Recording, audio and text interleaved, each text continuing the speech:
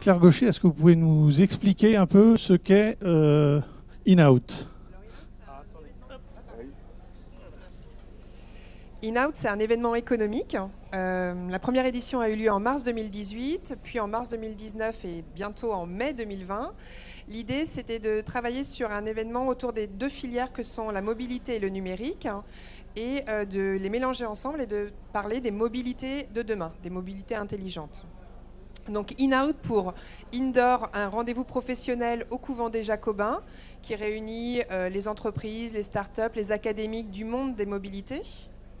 Et puis Outdoor, sur l'espace public dans la ville de Rennes, travailler avec les citoyens sur la sensibilisation, le test autour des mobilités de demain. C'est-à-dire que les citoyens viennent sur un événement et peuvent essayer des formes de mobilité différentes? Tout à fait, exactement. C'est exactement ça. C'est quoi? C'est les vélos, les trottinettes, Des vélos à hydrogène, ça peut être des trottinettes électriques, ça peut être la navette autonome. En 2018, il n'y en avait pas encore au campus Beaulieu, donc on l'avait mis sur l'esplanade Charles de Gaulle.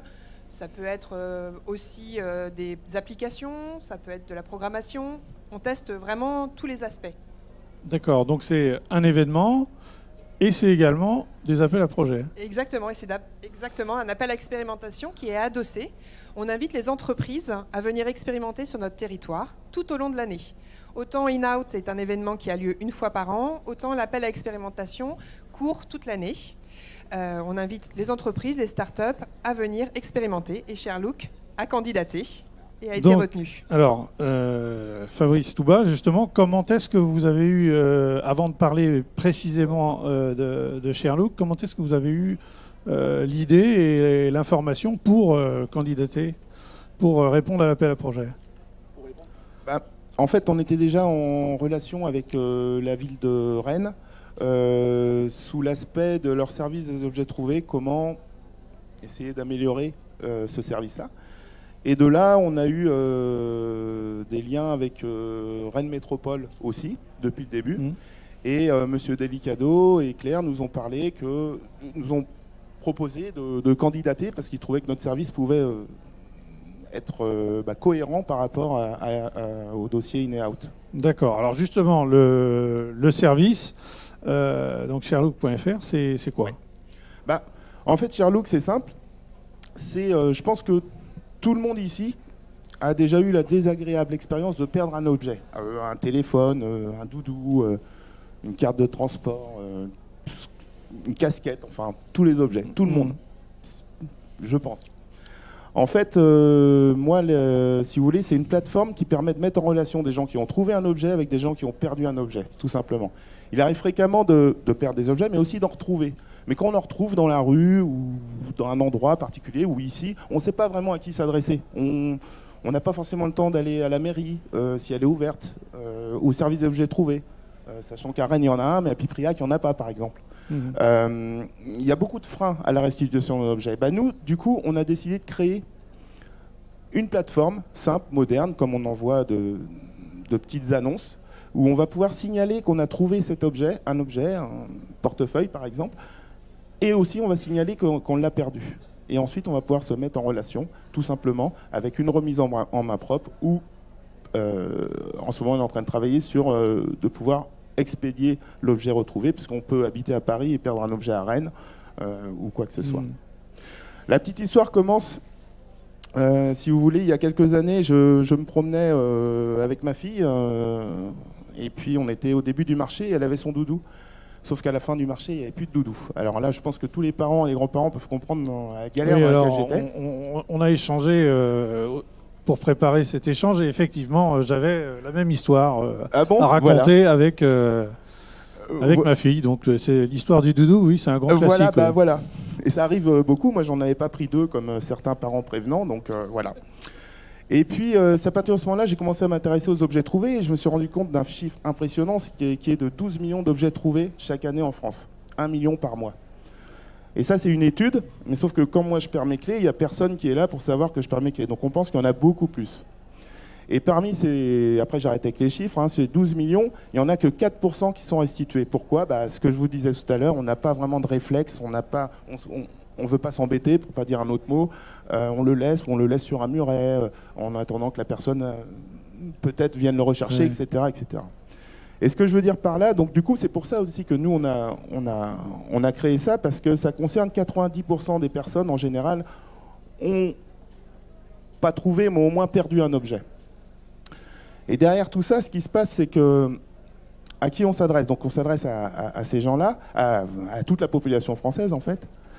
Et derrière ça, il y a, on dit souvent, nous, dans nos pitchs, qu'on est générateur de bonheur, parce que quand vous allez rendre un doudou à une petite fille, le bonheur qu'elle a dans ses yeux, vous en avez encore plus, sans compter les parents qui vont pouvoir enfin dormir. Qui vont être soulagés. Voilà. Et imaginez-vous, on vous rend votre portable, votre bracelet, même qui coûte que rien, mais pour vous qui est important parce que vous l'aviez depuis 10 ans ou c'était votre enfant qui vous l'avait donné, par exemple. Bon, bah, il va tout le temps se dégager des émotions hyper positives, quoi. Et actuellement, on en a besoin de ces émotions-là, tout le monde, je pense. Donc, eh ben, nous, Sherlock, ça permet ça aussi. Ça permet, et nous, on ne le néglige pas dans notre communication. C'est vraiment un point important, c'est générateur de bonheur. Après, on ne s'adresse pas seulement qu'aux particuliers, parce que on s'adresse aussi à des entreprises qui génèrent beaucoup de trafic. Alors, quelles entreprises? Vous allez faire vos courses dans les centres commerciaux, vous pouvez aussi perdre un objet dans un centre commercial, dans des stades de foot, dans des parcs d'attractions, dans des cinémas. Des aéroports. Et bien évidemment, dans des réseaux de transport public, notamment les métros, les bus, d'où notre lien avec aussi l'expérimentation qu'on va faire dans le cadre d'InEout. Voilà. Et pour ces entreprises-là, en général, le problème, c'est que c'est tout le temps une contrainte pour eux. Ils retrouvent plein d'objets, mais ils les mettent dans une caisse, la personne revient, c'est mon portable, oui, on ne sait pas vraiment. Bon. Bah nous, ce qu'on va leur proposer, c'est de leur donner, je ne vais pas parler technique, mais une plateforme pro qui va leur permettre de référencer facilement tous les objets trouvés dans les gradins, dans les bus, dans les métros, dans les rayons, etc. Oui, alors dans la présentation que vous m'avez faite, effectivement, ouais. Il y a une classification par type d'objet, voilà. Par type de... Donc c'est assez précis, il y a un choix assez mais très large. Simple. Hyper simple, les catégories d'objets, et ensuite, par exemple, vêtements, alors un gant, une casquette, une chaussette. On a trouvé parfois dans les festivals des sous-vêtements, alors même un pantalon, la dernière fois au Transmusical. Donc la personne a dû avoir froid en repartant. Donc voilà, et pour eux, nous, ce qu'on veut faire, c'est transformer cette contrainte en un véritable service client, puisqu'en fait, c'est un service qui n'est pas utilisé. Et nous, avec... notre plateforme, on va leur permettre de diffuser ce qu'ils ont trouvé dans les bus, dans les métros par exemple, ou au service des objets trouvés aux citoyens. Que le citoyen sache que s'il a perdu son objet, est-ce qu'il l'a perdu dans le bus ou est-ce que c'était à la piscine quand il a été amener ses enfants ou... Voilà. Et ça, derrière ce que je vous disais, c'est pareil. Quand une entreprise, c'est pareil que pour nous, c'est que quand c'est une entreprise qui va rendre votre objet, derrière, vous allez être heureux, il y a une émotion positive, et cette émotion-là va se retranscrire sur la marque, sur l'enseigne. Et ça, en termes de fidélisation client, c'est formidable, et ça, les entreprises, ça leur parle. Donc on a deux aspects. On a l'aspect, vous, moi, Pierre, Paul, Jacques, Janine, qui perd un objet dans la rue, et simplement, avec la bienveillance des gens. Et puis, l'aspect vraiment de création d'un nouveau service client, qui leur permet d'avoir cette dimension d'améliorer le process interne et de traiter les objets, et une dimension marketing. Donc d'une contrainte un peu subie, oui, c'est ça, exactement. Vous allez faire un complément dans la relation client, dans la relation un complément client. Positif. Dans le vivre ensemble. Vivre ensemble. Mais vivre ensemble, ça touche aussi les entreprises, et tout le monde. Alors comment vous, donc, candidate donc le site se monte, poursuit, mais vous, comment est-ce que vous validez, comment est-ce que vous suivez ce projet? Alors, les entreprises candidatent via un dossier de candidature qui est sur le site internet inote.rennes.fr. Ensuite, un comité d'expérimentation avec des experts à la fois de la ville de Rennes et de la métropole, mais aussi des pôles de compétitivité, ID4Car, Image et Réseau se réunissent et décident d'aller plus loin avec cette entreprise. Et alors, l'entreprise doit monter un dossier avec un référent interne pour pouvoir déployer une expérimentation validée par la métropole. D'accord, il y a quoi? Ils sont accompagnés. Une sorte de livrable à rendre, de compte ça, rendu, un peu plus complet, de 15 pages, mais qui est fait en partenariat avec le référent qui a été choisi par le comité d'expérimentation. Et ensuite, alors soit c'est un service de la métropole, soit un service de la ville, soit un expert externe, si vraiment il y a un besoin, qui accompagne et qui challenge, coach un petit peu pour que cette expérimentation puisse se déployer assez rapidement. Mais ça peut être aussi avec Keolis, ça peut être avec des partenaires, vraiment des entreprises extérieures. D'accord, oui, c'est pas forcément des partenaires institutionnels. Non, voilà. L'idée, c'est même de mixer. C'est encore mieux si on peut tous travailler ensemble. D'accord. Alors, juste un mot sur puisque donc dans ce monde, on va dire, des applications, il y a beaucoup de monde. Quid de la concurrence? Est-ce qu'il y a déjà des concurrents sur la place? Oui, alors il y a quelques concurrents, mais ils ne sont pas très connus. Je pense que personne ne les connaisse. Nous, toute notre démarche, c'est avec Sherlock, c'est pas seulement un nom de société, ça va être créer une marque avec toutes ces valeurs de feel good, de positivité, etc., de dédramatiser la perte d'un objet, ce qu'il y a plus grave dans la vie. Donc en ce sens-là, on arrive à le faire, et notamment avec nos partenariats créés par notre cible principale, qui sont les 18-36 ans, qui bougent plus, ils sortent plus, donc ils perdent plus, moins d'expérience aussi, de mettre bien leurs objets dans les poches, et tout, etc. Lorsqu'on on est en partenariat avec des festivals comme le Roi Arthur, comme les Transmusicales, peut-être bientôt les Vieilles Charrues, ça nous permet de communiquer puissamment et beaucoup mieux que nos concurrents. Alors, on a des concurrents qui sont mono-objets, comme doudou.com, etc. Ou des concurrents pour les animaux spécifiques. Voilà, Pet Alert pour les animaux, c'est spécifique. Nous, on est vraiment multi-objets. Enfin, voilà, on perd tout. On peut tout perdre. On a même eu des roues de remorque demandées qui a été perdues. Enfin voilà. Donc voilà, on n'a pas vraiment. Et en plus, on n'est pas vraiment concurrent parce que pour une personne, rien ne l'empêche de déposer une annonce sur Sherlock, mais aussi chez un autre, elle va augmenter ses chances qu'il soit vu et retrouvé, parce que le but c'est de restituer son objet. Donc voilà.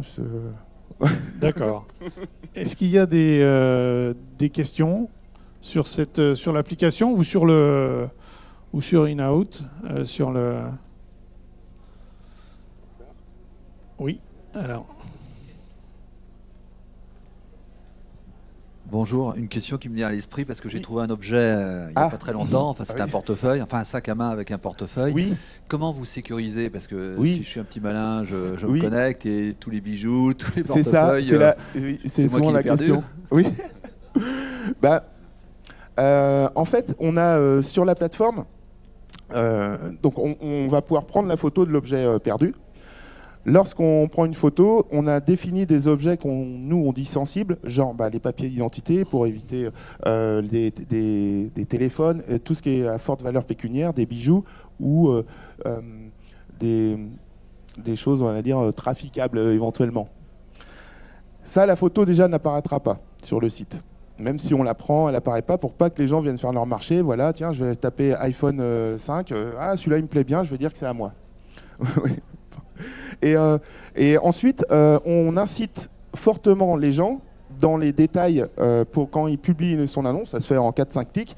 On va dire, voilà, moi j'ai trouvé un iPhone 5. Et on va les inciter à mettre des détails secrets que seuls eux pourront voir, qui leur permettront de poser quand même 2-3 questions à la personne qui dit que c'est son portable, s'il était encore chargé, quel est le fond d'écran, s'il y avait une coque de quelle couleur, quelle marque, des petits détails qu'on donne aux gens par objet. Pour ceci, on a, comme je disais tout à l'heure, on a vu avec Monsieur Jardinier qui nous a fait rencontrer le service de je vais trouver de la ville de Rennes, et on s'est inspiré d'eux pour savoir comment ils font, parce que vous arrivez là-bas, voilà, j'ai perdu mon portable, c'est celui-là, ils vous le donnent pas. Ils vont vous poser une série de questions, c'est normal. Nous, on n'est pas la police, donc on s'est inspiré quand même de ces questions par rapport à ces objets dits sensibles pour inciter les gens à jouer le jeu, quoi. Mais les gens ne veulent pas redonner un portable à quelqu'un. Je dis un portable, mais ça peut être un autre objet sensible, à quelqu'un qui n'est pas le propriétaire. Ils sont bienveillants. Donc, en général, ils jouent le jeu. En plus, nous, derrière, en back-office, pour tous ces objets, on a des alertes qui font que quand il y a une discussion on surveille. Et ensuite, on peut intervenir en proposant à la personne de reprendre la main nous-mêmes. voilà à peu près les choses qu'on a souvent, notamment lors des festivals, qui sont un concentré de ce qu'on peut faire dans les entreprises sur un mois. Là, on fait en 3 jours. Le Roi Arthur, c'est 800 objets en 3 jours, de tous ordres, dont certains dont je tairais la nature, mais qui sont marrants. Et ben là, c'est ce qu'on fait, parce qu'il y a énormément de téléphones, énormément d'objets sensibles. Et bien là, tout de suite, nous, on va poser ces questions-là, et ça nous permet de tester vraiment l'efficacité de nos mesures. Et c'est ce qu'on fera aussi avec les réseaux de transport et via In et Out. Tous ces aspects de sécurité sont assez importants. Donc c'est aussi l'expérimentation nous permettra aussi de tester ces aspects-là. Voilà. D'autres questions?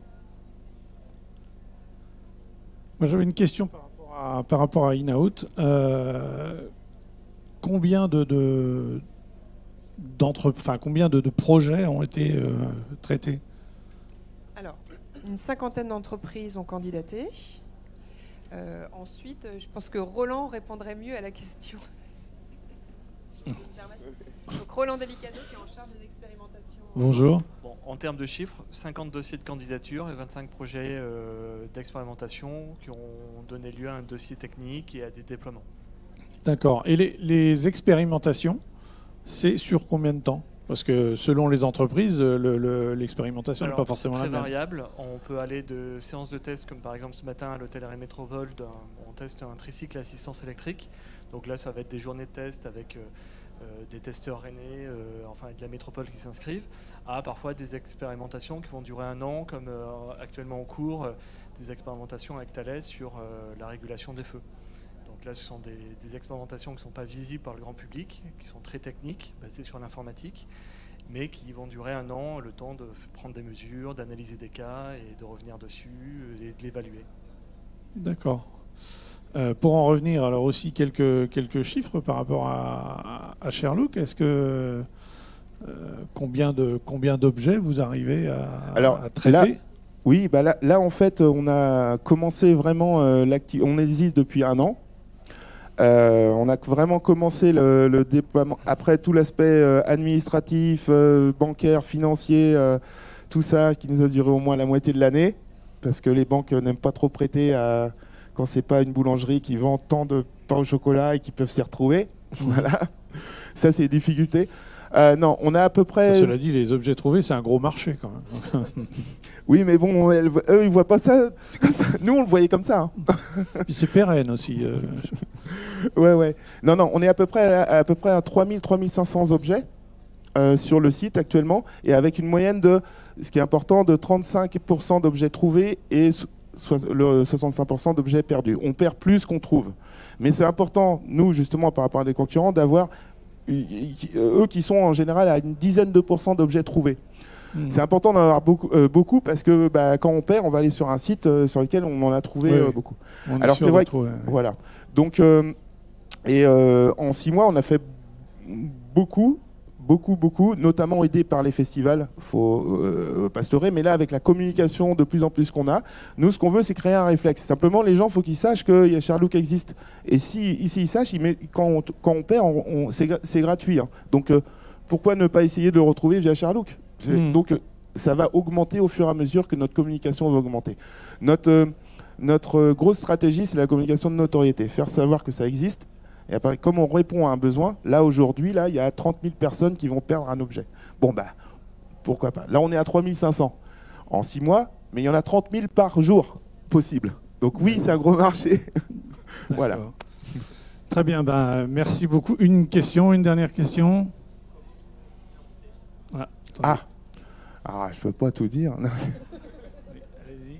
Je voulais savoir comment vous financez. Alors on a deux aspects pour parler un peu marketing pour le B2C, c'est-à-dire pour les gens, pour nous qui déposons une annonce. On a le même système un peu que le Bon Coin ou d'autres sites de petites annonces comme la centrale.fr, c'est-à-dire que lorsqu'on veut mettre son annonce en valeur, en premier pour qu'elle soit visible et peut-être retrouver l'objet plus rapidement, on va payer pour 7 jours, pour 30 jours, 4, 5, 6, 7 euros, on a des forfaits comme ça.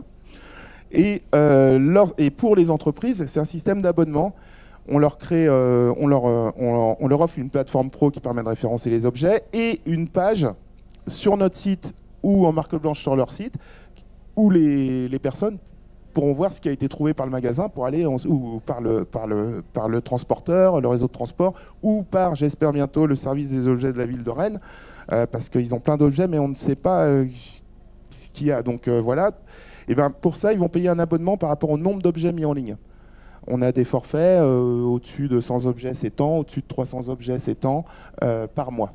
Plus des modules additionnels ensuite, de la possibilité de pouvoir expédier, la possibilité de créer une API, etc. Enfin, on a des services additionnels.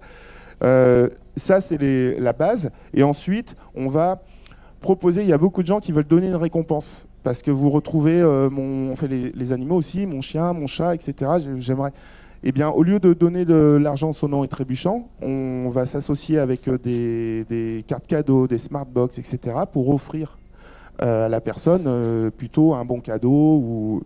Et là-dessus, nous, on pourra se rémunérer puisque la vente sera faite grâce à nous.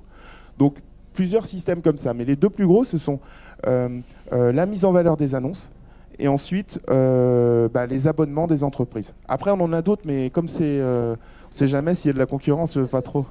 Oui. Très bien. Une toute dernière question, peut-être? Oui. Oui. Attendez, 2 secondes. Bon, veuillez m'excuser, je suis arrivée un peu en retard. Pas de problème. Donc, ça se situe essentiellement sur Rennes? Ah non, c'est toute la France. On a des annonces de Paris, de Marseille. Alors, par exemple, un objet, on téléphone, on enlève sa boucle d'oreille, on la pose. Aéroport de Nice, aéroport de ci, aéroport de là, on trouve. Ah ben non, on ne sait pas si on va trouver. Non, mais... Si vous posez si vous êtes... Par exemple, vous avez une paire de boucles d'oreilles. Oui. Un exemple concret. Oui. Il m'en reste une. Oui. Hein, oui. J'ai l'autre. Oui. Et j'ai perdu l'autre. Oui. Ou eh bien, oublié quelque part. Oui. Vous déposez une annonce. Je vous la communique. Non, vous allez sur le site, vous déposez une annonce comme une déclaration de perte. Voilà, moi j'ai perdu un bijou. Voilà. Vous le décrivez. Non, je fais la photo. Si vous avez l'autre, oui, pour le boucle d'oreille. Hein. Mais il y a beaucoup d'objets perdus. Je parle en binôme. Bien sûr. Ça peut partir d'une boucle d'oreille au chien, au chat, et par exemple... Tous les objets. Tous les objets. Des documents perdus dans le train, enfin oubliés. Voilà. Alors, il y a 2 aspects. Ça, c'est tous les objets sont référencés. Enfin, tous les objets, quasiment tous, sont référencés. Et partout où vous êtes en France, vous pouvez signaler. Et si quelqu'un l'a retrouvé, il va signaler aussi. Vous allez vous mettre en contact. Sinon, vous parlez des aéroports, comme des réseaux de transport, etc. Ça, là, on est en plein développement commercial pour justement qu'ils utilisent notre solution. Que si vous êtes à l'aéroport, vous pourrez aller sur le site de l'aéroport et voir ce qui a été trouvé grâce à Sherlock.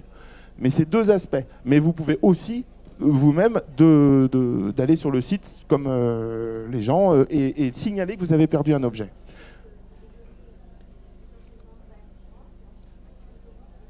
Ah ben, on perd des objets aussi aux États-Unis, en Espagne, en Lituanie, partout. Hein. C'est humain de perdre des objets. Hein.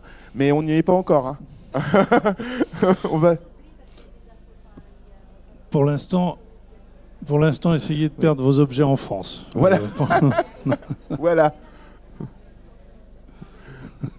Et dans le réseau de transport rennais, vous ne les perdrez plus maintenant. Vous allez les retrouver. Enfin, j'espère. Bien, merci pour cet échange. On va souhaiter longue vie à Sherlock.